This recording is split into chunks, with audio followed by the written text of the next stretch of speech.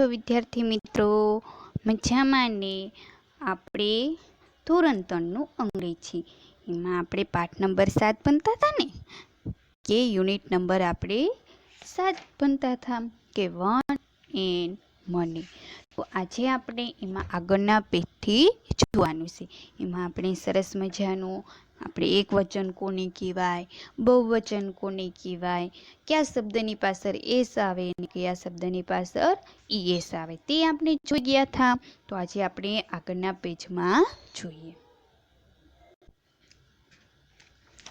તો કે જુઓ, કોઈ વસ્તુ, પ્રાણી, પક્ષી કે માણસ એક હોય તો એને આપણે એક વચન કહેતા હતા અને તેની પહેલા આર્ટિકલ એ કે એન આર્ટિકલ મૂકવું જોઈએ. અને તે જ રીતે કોઈ વસ્તુ, પ્રાણી, પક્ષી કે માણસ એક કરતાં પણ વધારે હોય તેને આપણે શું કહેતા હતા? બહુવચન એટલે કે અનેક.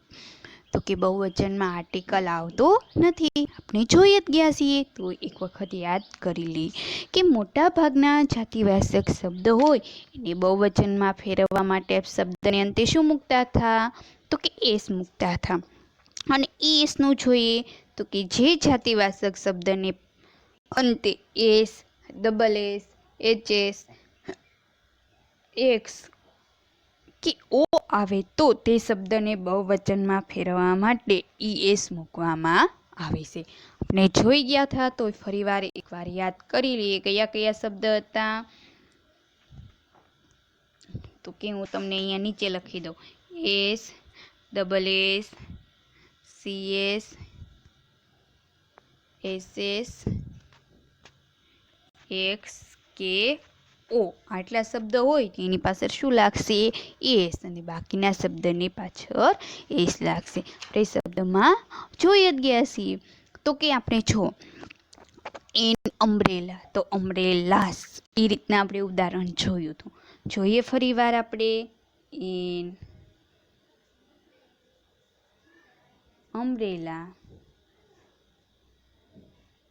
તો કે અમ્બ્રેલામાં બહુવચન કરતી વખતે આપણે આર્ટિકલ આવશે નહીં, તેની પાછળ શું લાગશે? તો કે એસ લાગશે. હવે જુઓ તો કે બસ આપણને શું આપ્યું છે? બસ આપેલું છે. તો આપણે કયા કયા શબ્દ હતા? S, double S, CS, SS, x કે ઓ હતા શબ્દ. તો કે બસ છે, તો બસની પાછળ કયો શબ્દ છે? એસ આપેલો છે. તો કે હા, એની પાછળ એસ આપેલો છે. તો કે બસની શું થશે? BUS અને ES લખવામાં આવશે. બરાબર. તો કે બસની પાછળ કયો શબ્દ લગાડવામાં આવશે?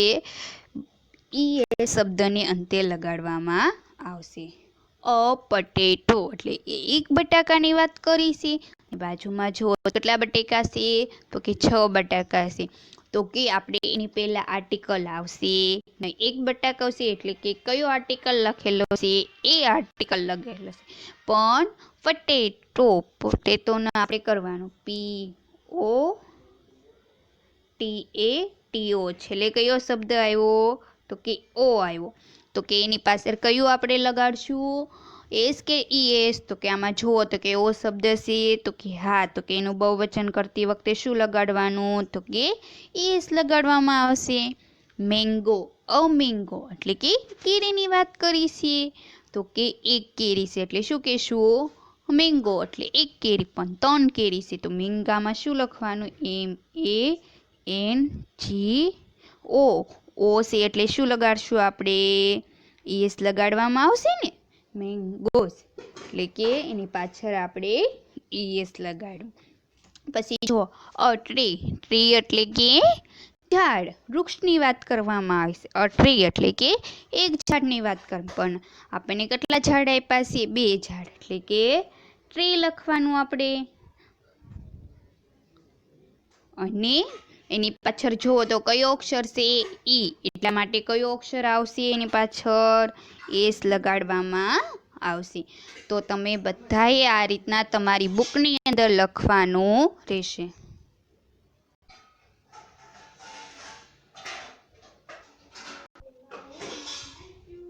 હવે જો અ ગ્લાસ, તો કે અ ગ્લાસ આપેલું છે, તો કે ગ્લાસ છે એની પાછળ કયો છે, તો કે ડબલ એસ, તો કે આપણે ગ્લાસ લખવાનું અને એની પાછળ એસ લગાડવાનું રહેશે. પછી ચેર, ચેર એટલે કે ખુરશી, એક ખુરશીની વાત કરવામાં આવી છે અને બાજુમાં છે કેટલી ખુરશી છે, 2 ખુરશી. તો આપણે ચેરનો આખો સ્પેલિંગ લખીશું, તો કે એની પાછળ અંતે કયો શબ્દ આવ્યો, તો કે આર આવેલો છે, તો કે આર છે એટલા માટે આપણે શું લગાડશું, તો કે એસ.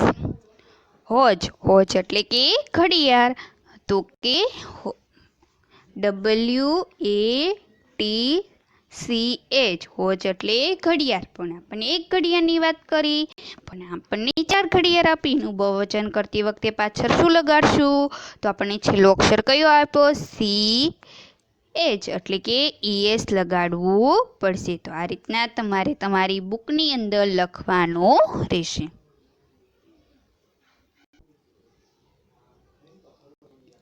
જુઓ તો બોક્સ એટલે કે એક ખોખાની વાત કરવામાં આવી છે. બોક્સ આપણને આપેલું છે અને આપણને કેટલા બોક્સ કીધા છે, 3 બોક્સ. તો પહેલા આપણે બોક્સનો આખો સ્પેલિંગ લખીશું, BOX, છેલ્લે કયો અક્ષર આવ્યો, એક્સ, તો એની પાછળ કયું લગાડશું આપણે, ES લગાડવું પડશે.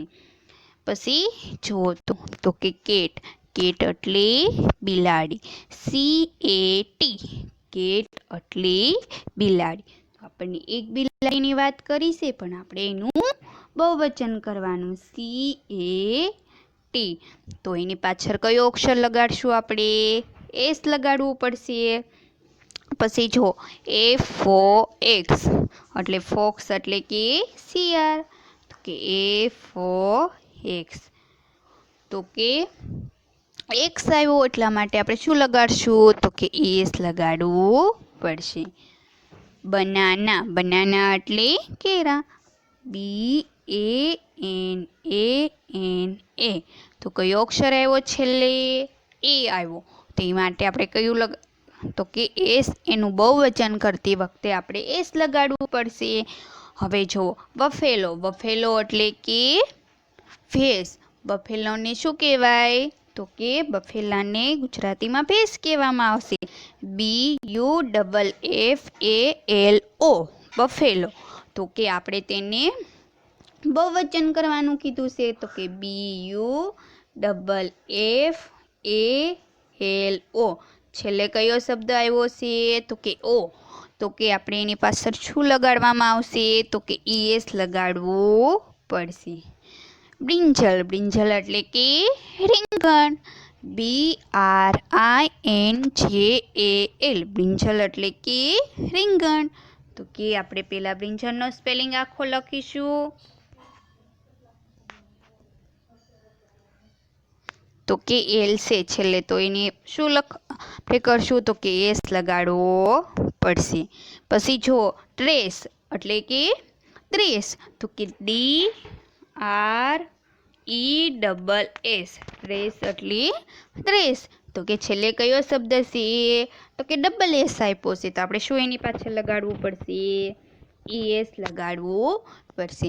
તો આ રીતના તમારે તમારી બુકની અંદર લખવાનું રહેશે.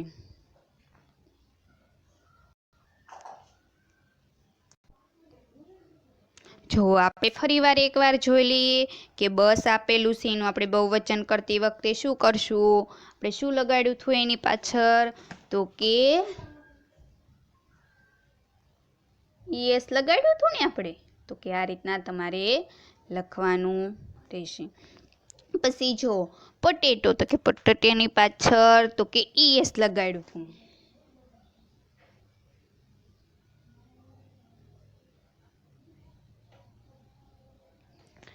મેંગો, તો કે મેંગોની પાછળ પણ છેલ્લે શબ્દ ઓ છે, તો એનું બહુવચન કરતી વખતે પણ આપણે ES લગાડશું.